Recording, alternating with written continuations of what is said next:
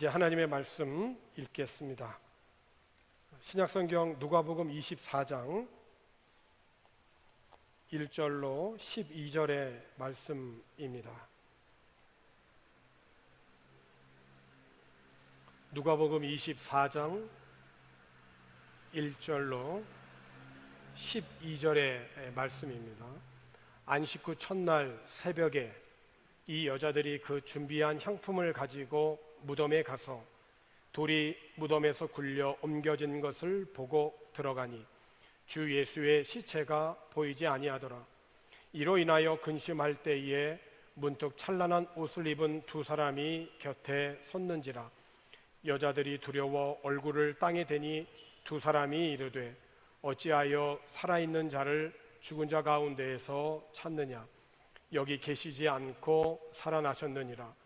갈릴리에 계실 때에 너희에게 어떻게 말씀하셨는지를 기억하라. 이르시기를 인자가 죄인의 손에 넘겨져 십자가에 못 박히고 제3일에 살아나야 하리라 하셨느니라 한데 그들이 예수의 말씀을 기억하고 무덤에서 돌아가 이 모든 것을 11사도와 다른 사도 모든 이에게 알리니 이 여자들은 막달라 마리아와 요한나와 야고보의 모친 마리아라. 또 그들과 함께한 다른 여자들도 이것을 사도들에게 알리니라. 사도들은 그들의 말이 허탄한 듯이 들려 믿지 아니하나 베드로는 일어나 무덤에 달려가서 구부려 들여다 보니 세마포만 보이는지라. 그 된 일을 놀랍게 여기며 집으로 돌아가니라. 아멘.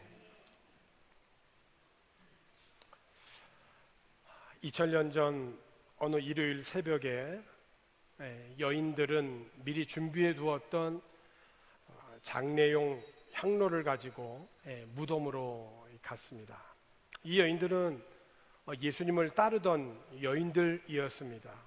예수님께서 십자가의 그 모진 고통을 당하실 때 가까이 따랐던 제자들은 무서워서 다 도망을 갔지만 여인들은 처음부터 끝까지 예수님 곁에 머물렀습니다. 십자가에서 죽으신 예수님을 내리고 아리마대 사람 요셉의 무덤에 안치하는 모든 장례의 과정에 끝까지 참여하면서 마음 아파 눈물을 흘린 여인들입니다.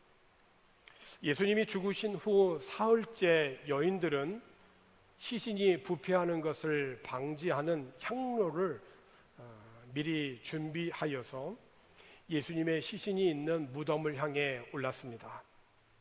여인들은 올라가면서 한 가지 걱정을 하였습니다. 누가 우리를 위해서 무덤 문을 열어줄 수 있을까? 이렇게 서로 걱정하면서 무덤 입구에 도착한 여인들은 놀라지 않을 수가 없었습니다. 무덤 입구를 막은 그 돌이 옮겨져 있었기 때문입니다. 여인들은 안으로 조심조심하여 들어갔죠. 그런데 안에 들어가 보니 예수님의 시신이 보이지 않은 것입니다. 이때 딱 드는 여인들의 생각은 누가 예수님의 시신을 가져갔을까?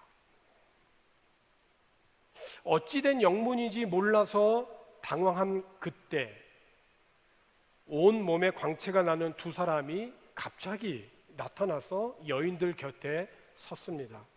여인들은 너무 두려워서 엎드릴 수밖에 없었죠. 찬란한 옷을 입은 두 사람이 이 엎드려 있는 여인들에게 말을 합니다. 오늘 읽어드린 본문 5절과 6절의 말씀이죠. 어찌하여 살아있는 자를 죽은 자 가운데에서 찾느냐. 여기 계시지 않고 살아나셨느니라. 갈릴리에 계실 때에 너희에게 어떻게 말씀하셨는지를 기억하라.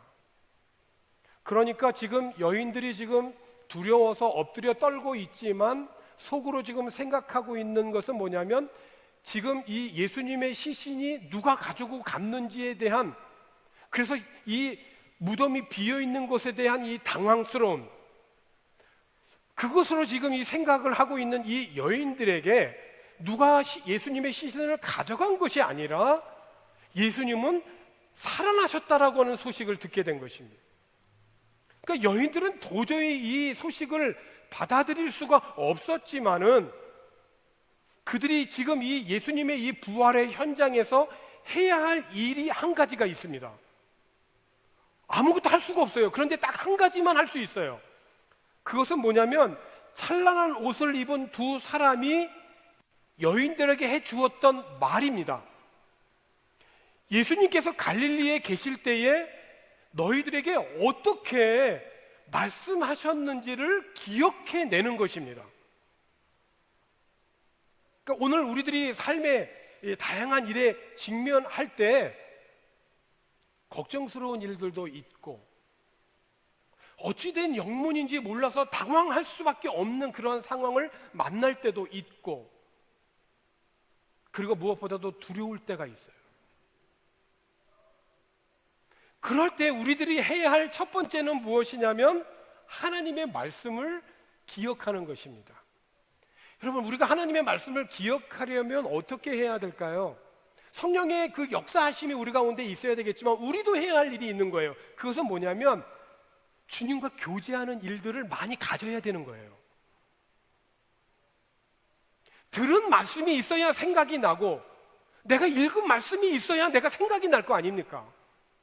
평소 예배 시간에 또 평소 성경을 읽는 시간에 내가 들었거나 읽은 말씀이 있어야 되는 거예요. 이런 면에서 볼 때 우리가 예배 전 영상을 통하여서 아이들이 한 주간 말씀을 마음에 새기면서 기억하고 낭송하고 암송하는 이 말씀들을 훈련하는 것은 성장해 가는 우리 아이들에게 너무나도 중요한 훈련인 거예요. 왜냐면 이번 주에 암송을 했다 할지라도 한 주가 지나가면 또 잊어버릴 수 있거든요. 기억에서 없어질 수가 있어요. 그런데 성령께서는 이 사라져버린 이 말씀을 생각나게 하신다는 거예요. 그렇기 때문에 오늘 우리들이 말씀을 자꾸 듣고 말씀을 읽고 말씀을 암송하고 하는 이 경험을 우리는 계속해서 매일매일 가져야 되는 거예요.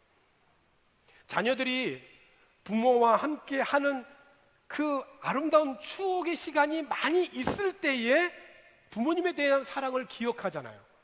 그런데 부모님과 함께하는 시간이 없었어요, 내 삶에.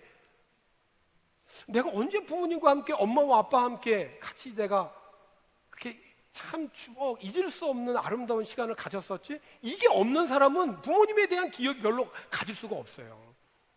제가 오늘 부활절 새벽 기도에 정말 은혜 받은 것은 뭐냐면 우리 임강무 선교사님이 나중에 이게 다 칭찬하면 하나님 앞에 받을 게 없는지 모르겠지만은 엄마와 아빠 사이에 수영이와 담비를 이렇게 탁 앉혀놓고 부활절 새벽 예배를 드리는 거예요.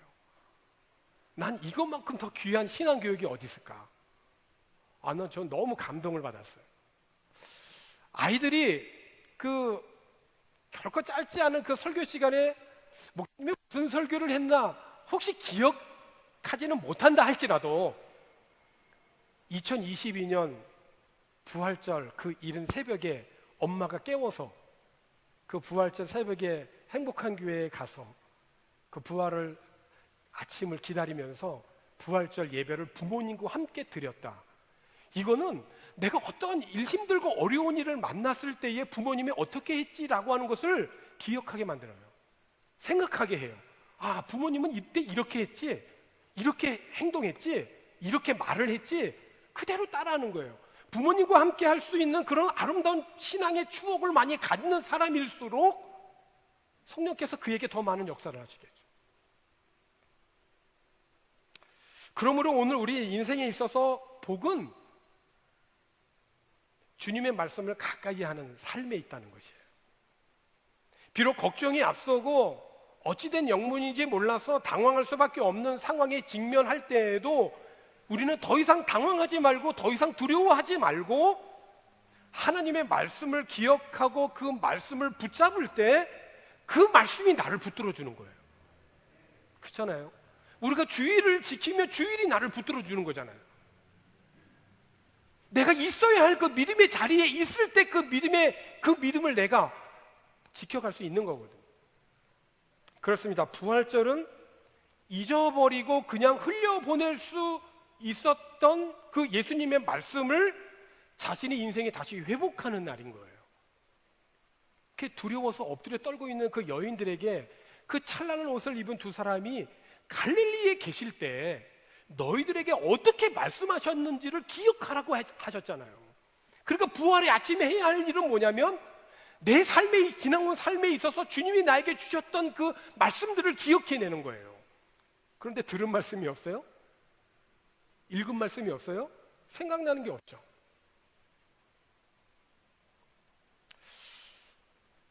오늘 본문의 내용 우리가 읽은 거 그 다음에 그 사건을 보면 엠마오로 내려가던 그 두 제자에게 부활하신 예수님이 살며시 다가간 내용입니다.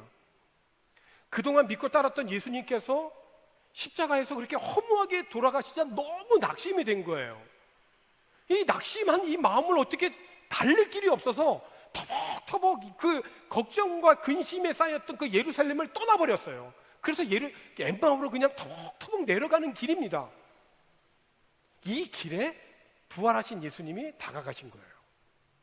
아마 그들은 예수님의 부활 소식을 예루살렘에서 들었어요. 여인들을 통하여 전해진 예수님이 다시 살아나셨다는 얘기를 들었어요. 그래서 그들은 이렇게 생각하고 얘기했는지도 몰라요. 아니, 예수님이 부활하셨다면, 그 여인들에게 나타났다면 우리들에게도 좀 나타나면 안 될까? 우리에게도 좀 나타나서 좀 말씀하시면은 우리가 더 잘 믿을 수 있을 것 같은데,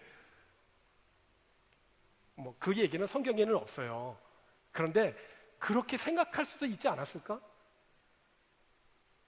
근데 예수님이 다시 살아나셨다라고 한 것을 정말 내가 그 여인들이 그냥 어떤 환상을 보고 그냥 지어낸 말 아닌가? 하여튼 여러 이야기들을 많이 나누면서 성경에 보면 근심과 걱정 가운데 엠마오로 내려갔다고 기록이 되어 있어요. 그러니까 너무 예수님에 대한 실망을 해서, 예수님이 십자가에서 죽으신 그것으로 인해서 너무 자기의 기대가 무너져서 그렇게 서로 이야기하면서 엠마오로 내려가는 길에 부활하신 예수님이 그들에게 다가가신 거예요. 문제는 이 두 제자들이 부활하신 예수님을 못 알아본 거죠. 눈이 가린 거예요. 그러니까 눈을 떴어도 제대로 못 보는 겁니다. 근데 예수님이 그들과 계속 길 가시면서 말씀을 나누실 때에 마음이 뜨거워지는 거예요. 정말 마음이 뜨거워지는 거예요. 그 낙심했던 마음들은 사라지고 마음이 막 뜨거워져. 그리고 날이 어두워져서 더 이상 갈 수 없어서 어느 한 집에 들어가서 떡을 떼어줄 때 어디서 많이 보던 거야, 이거는 정말 어디서 많이 보던 거야. 딱 보니까는 예수님께서 떡을 떼시는 그 모습하고 너무 똑같아. 가서 다시 한번 보니까 그분이 부활하신 예수님이었다. 눈이 밝아져서 예수님을 알아보게 됩니다. 오늘 주님의 이름으로 축복합니다. 오늘 알지 못해서, 깨닫지 못해서 방황하는 우리들의 이 모든 삶에 우리의 믿음의 눈이 열려져서 부활하신 예수님의 은혜를 우리가 몸소 체험하고 경험할 수 있는 이 은총이 우리 가운데 있기를 축복합니다. 그러니까 부활하신 예수님을 이렇게 만나고 나니까 더 이상 그 자리에 있을 수가 없는 거예요. 그 시간은 저녁입니다. 더 이상 갈 수 없어서 그냥 집에 들어간 시간이에요. 그리고 저녁 먹고 그리고 자야 할 그런 시간인 거죠. 그런데 이 두 제자들은 더 이상 그 자리에 있을 수가 없어요. 왜? 자기들처럼 걱정하고 근심 중에 있을 그 예루살렘에 있는 또 다른 제자들이 생각이 났거든요. 그 제자들을 생각하니까 도저히 이 엠마오 이 근처에서 있을 수가 없었던 거예요. 그래서 그 밤에 다시 옷을 주섬주섬하고 다시 예루살렘으로 올라간 거예요. 자기가 근심할 수밖에 없었던 바로 그 예루살렘으로. 그래서 예수님의 부활을 전했던 거죠. 오늘 본문에 여인들이 찬란한 옷을 입은 두 사람의 말을 듣고 예수님께서 이전에 갈릴리에서 하셨던 그 말씀을 생각해낸 겁니다. 그 말씀이 뭐죠? 인자가 죄인의 손에 넘겨져서 십자가에 못 박히고 여기까지는 실질적으로 봤던 거예요. 그들이 경험했어요. 그런데 그 뒤에 예수님이 뭐라고 말씀하셨냐면 제3일에 다시 살아나야 하리라, 이 말씀을 하셨거든요. 그러니까 이 말씀을 여인들이 기억을 더듬어 가면서 기억해낸 거예요. 그때 갈릴리에서 들었을 때는 이게 도대체 무슨 말씀인지 몰랐거든요. 그냥 흘려보냈던 말씀이에요. 그런데 마음에 담아두지도 못했던 이 말씀이었는데 이 말씀이 생각이 난 겁니다. 이 말씀이. 그래서 우리들의 삶 속에 있어서 지혜는 뭐냐? 하나님의 말씀에 귀를 기울이는 거예요. 그게 지혜예요. 여인들은 이 말씀을 기억하고 역시 곧장 제자들에게 달려가죠. 제자들의 반응은 어땠을까요? 오늘 본문에 있는 11절에 있는 말씀을 보니까 이렇습니다. 사도들은 그들의 말이 허탄한 듯이 들려서 믿지 아니했다라고 했죠. 허탄하다라고 하는 말은 너 지금 무슨 어떤 환상을 본 거 아니야? 그리고 할 말을 잃어버리는 거예요. 그러니까 예수님의 제자들도 처음에는 예수님의 부활의 소식을 들었을 때에 그 부활이 허탄한 듯이 들었고 하나도 여인들이 하는 말을 믿지 않았다는 거예요. 그러니까 여인들이 한 번만 얘기했을까요? 여러분, 우리가 잊을 수 없는 감동적인 이야기를 한 번만 얘기하고 말까요? 여인들은 믿지 아니하는 그 제자들에게 계속 붙들고 얘기했을까요? 한 번 말하고 두 번 말하고 세 번 말하고 계속 얘기했을 거예요. 계속 붙들고 얘기했을 거예요. 그런데 제자들은 여인의 그 전한 예수 부활의 소식을 단 한마디도 믿지 않은 거죠. 믿지 않았을 뿐만 아니라 예수님의 부활했다라고 하는 말은 지어낸 것이라고 생각을 한 거예요. 그러니까 예수님의 말씀을 내가 생각해야 할 때 그들은 자신의 판단을 생각한 거예요. 그러니까 우리들도 그러면 안 될 것입니다. 내가 믿음으로 살아가야 할 때, 내가 정말로 이 시간 늘 기도하는 삶을 살고 있지만 내가 정말로 작정하여 더 기도해야 할 때, 하나님의 말씀으로 반응하고 내가 감사함으로 살아가야 할 그때 주님의 말씀을 기억하고 생각해내는 것이 아니라 나의 판단만을 생각하며 살아가서는 안 된다는 말씀인 거죠. 왜냐하면 사람의 행동은 다 마음에서부터 비롯되는 거거든요. 그러니까 마음에 생각하고 마음 먹은 것들이 다 입으로 말로 드러나게 되어 있어요. 그러니까 나의 판단이 너무 앞서게 되어지면 주님이 안 보이는 겁니다. 여인들의 말을 듣던 근데 11 제자 중에 베드로는 벌떡 일어났어요. 그리고 무덤을 향해 달려간 거예요. 그리고 무덤 안을 들여다보니까 보이는 것이라고는 예수님의 수위밖에 없었어요. 그러니까 베드로는 오늘 본문에 있는 말씀을 보니까 이상하게 여겨서, 이상하다 그러면 고개를 갸우뚱갸우뚱 하잖아요. 좌우로 왔다 갔다 이렇게 하고 돌아갔다는 거예요. 예수님의 시신이 안치되어 있는 무덤은 이미 빈 무덤이에요. 그것은 예수 부활의 증거이기도 합니다. 예수님이 부활하셨으니까 그 무덤은 비어 있을 수밖에 없는 거죠. 이 베드로는 부활의 이 현실 앞에 예수님을 생각하고 그 말씀을 기억하려고 애쓴 것이 아니라 자신의 판단과 생각으로 고개만 갸우뚱하고 이상하게 여기기만 하고 돌아갔다라고 한 거예요. 가슴 벅찬 그 부활의 현장에 믿음으로 반응해야 할 때 이상하게만 여기고 고개를 좌우로 흔들고 돌아간 것입니다. 이렇듯 예수님의 부활 소식을 전해 듣고도 믿지 않던 그들인데 성경을 보니까요, 훗날에 예수님의 부활을 전하기 위해서는 자신의 목숨도 아까워하지 않고 가룟 유다를 제외한 이 11명의 제자는 사도 요한 1명을 제외하고는 10명 모두 다 순교했습니다. 예수님의 부활의 복음을 전하는 것에 생명을 걸었어요. 왜? 그럴 수밖에 없잖아요. 죽음을 이기고 부활했기 때문에 그 부활의 능력은 내가 이 복음을 전해도 다시 살아난다는 믿음이 있었기 때문에 죽음이 두려워하지 않았던 거예요. 전적인 하나님의 은혜죠. 이거는 믿지 않았잖아요. 허탄함도 보였잖아요. 고개 갸우뚱만 했잖아요. 어떻게 그런 사례들이 예수 그리스도의 부활의 복음을 위해서 순교의 자리까지 나아갈 수 있었습니까? 전적인 하나님의 은혜죠. 낙심하던 그들을 찾아가셔서 평안하라고 위로를 주시고, 여전히 의심에 사로잡힌 자를 포기하지 아니하시고 부활의 몸을 보이시면서 격려하고, 믿음 없는 자가 되지 말고 믿는 자가 되라고 말씀하신 그 예수님의 변함없는 끊임없는 끝까지 사랑하시는 그 사랑 때문에 제자들은 부활의 증인이 될 수 있었던 것입니다.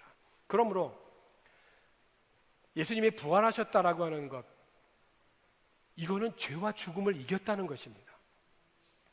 예수님이 부활하셨다라고 하는 것, 이것은 예수 부활을 믿는 자들에게도 동일하게 예수 부활의 생명을 통하여서 영원한 생명을 주셨다는 것이에요. 예수님이 부활하셨다는 것은 우리들의 삶이 이 세상으로 끝나는 것이 아님을 보여줍니다. 영원한 하나님의 나라가 있음을 우리들에게 보여주어요.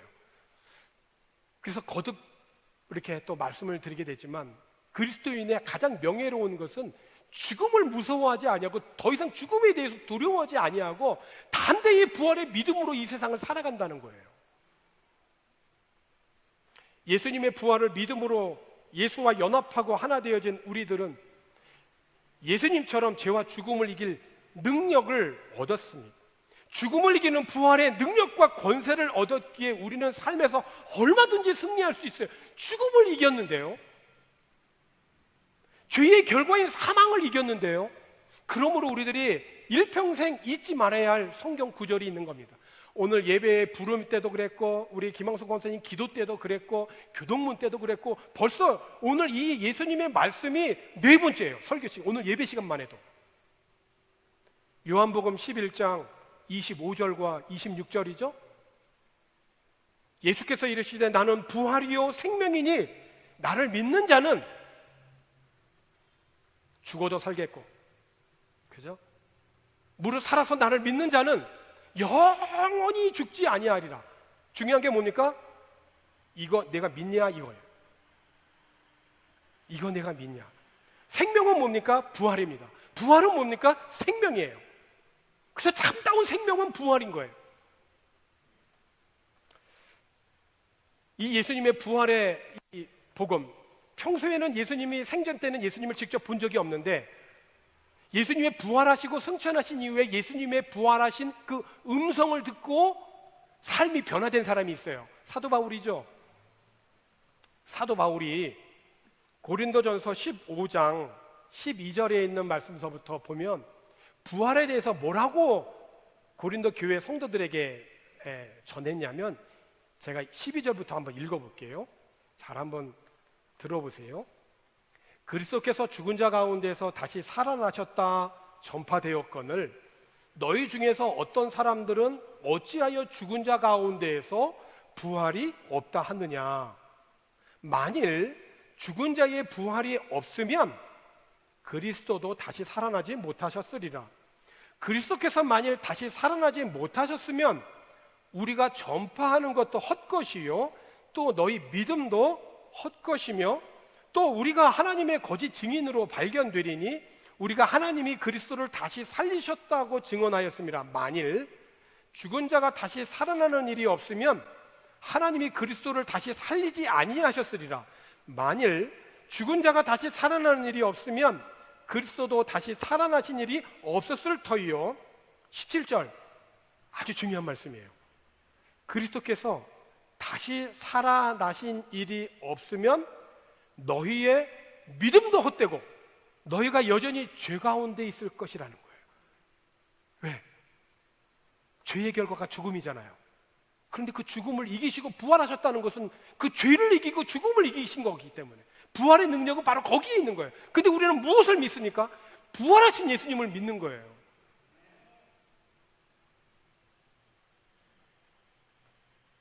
(18절에) 있는 말씀을 보게 되면 또한 그리스도 안에서 잠자는 자도 망하였으리니 만일 그리스도 안에서 우리가 바라는 것이 다만 이 세상의 삶뿐이면, 우리가 지금 보이는 이 세상이 이것이 다 끝이라고 한다면 모든 사람 가운데서 우리가 성경은 더욱이지만 하나 더 붙이면 가장 불쌍한 자다.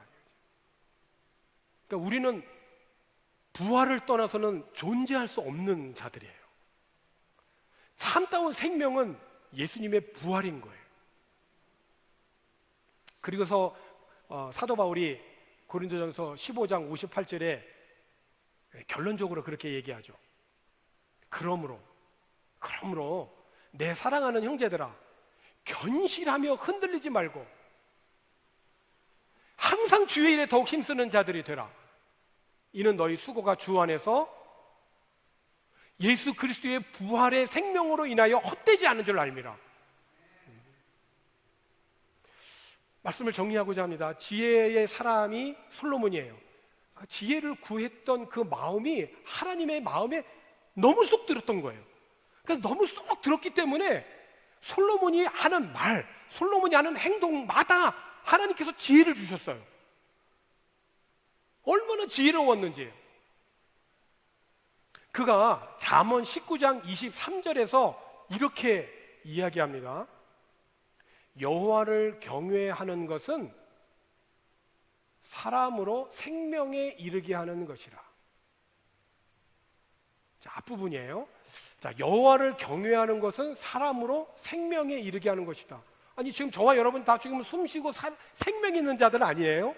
다 지금 살아있잖아요. 생명이 있잖아요. 죽어있는 사람이 여기 어디 있어요?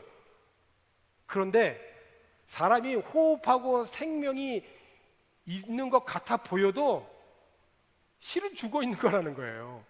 진짜 생명이 있다는 거예요. 진짜 생명이. 솔로몬이 그 지혜로운 자가 볼 때에 진짜 생명이 있다는 거예요. 그 생명이 뭐냐? 하나님을 경외하는 것이라는 거예요. 여러분, 사람이 숨쉬고 산다고 해서 생명이 있는 것이 아니라 무엇이 진짜 생명이냐면 하나님을 경외하는 것이라는 거예요. 왜 그렇죠? 인간은 영적인 존재이기 때문에. 그런데 하나님을 경외하는 이 진짜 생명의 삶에서 사람들이 이탈을 했잖아요. 거기서 떨어져 나갔단 말이에요. 이 목표에서 빗나가 버렸단 말이에요. 그 빗나간 게 뭐죠? 죄인 거죠. 그래서 하나님을 경외하지 않는 그것 자체가 죄인 거예요. 이렇게 죄에 빠져서 스스로 구원 얻을 수 없는 인생들에게 예수님이 찾아오신 겁니다. 복음이죠. 인간의 모든 죄의 짐을 짊어지시고 십자가에서 죽으신 겁니다. 그런데 그것이 끝인 줄 알았는데, 그래서 엠마오로 갔는데 주님이 다시 찾아오셨다는 거예요. 어떤 주님이요? 부활하신 주님이요. 사흘 만에 죽음에서 예수님이 부활하셨어요. 예수님을 메시아로 알고 따르던 사람들은 예수님의 십자가의 죽음으로 모든 것이 끝났다며 낙심하였고 예수를 만나기 이전의 삶으로 돌아갔지만은, 그런데 예수님은 죽음에서 부활하심으로 낙심하여 흩어져 있는 사람들을, 특별히 제자들을 다시 불러 모아 주셨어요. 그리고 그들을 다시 부활의 능력으로 일으켜 주신 거죠. 약속하신 성령을 보내주셔서 성령의 능력으로 예수 그리스도의 부활을 담대히 전하게 하셨습니다. 그 예수님의 부활이 지난 2000년이 넘는 세계 역사 속에 수많은 사람들과 나라와 민족과 가정을 변화시킨 겁니다. 주님의 약속대로 주님 다시 오실 때까지 이 부활의 능력은 영원토록 오늘 우리들에게 새로운 생명, 영원한 생명의 삶을 주신 것입니다. 이 놀라운 부활의 생명의 능력으로 주님 다시 오실 그때까지 굳센 믿음 안에서 흔들리지 말고 우리에게 맡겨진 사명 감당하여 가는 그런 부활의 증인이 되는 주님의 자녀 되어지기를 주님의 이름으로 축원합니다. 기도하겠습니다. 부활의 첫 열매가 되신 주님, 우리 죄를 위하여 죽으시고 장사 지낸 바 되었다가 사흘 만에 다시 사신 주님께 감사와 찬양과 영광을 올려드립니다. 그러나 우리 자신을 돌아보면 우리는 주님께서 다시 오시는 그날에 다시 죽은 자들이 다시 살아남을 믿지 못하고 다만 이 생만을 바라보며 살아왔습니다. 먹고 사는 것에만 바빠서 주님을 섬기는 일에 소홀했습니다. 때로는 곳간에 가득 차 있으니 이제 먹고 마시며 즐기자고 살아왔습니다. 하나님의 나라를 유업으로 받지 못할 혈과 육에 썩어질 것만을 추구하며 살아왔습니다. 불쌍히 여겨주시고 빗나간 우리들의 모든 인생을 다시 회복시켜 주시고 우리의 영원한 부활의 소망이 되시는 주님, 우리의 허물을 용서하시옵고 이제부터는 부활의 신앙 위에 견고히 서서 흔들리지 말며 주님의 일에 힘쓰는 자들이 되게 하여 주옵소서. 더 이상 당황하지 말게 하시고 더 이상 걱정하지 말게 하여 주시고 삶의 현장에서 주님이 주시는 말씀을 순간순간 기억하고 생각하며 부활의 소망과 능력으로 승리하며 살게 하여 주옵소서. 죄와 사망의 권세를 이기시고 부활하사 우리에게 영원한 생명 주신 예수님의 이름으로 기도하옵나이다. 아멘.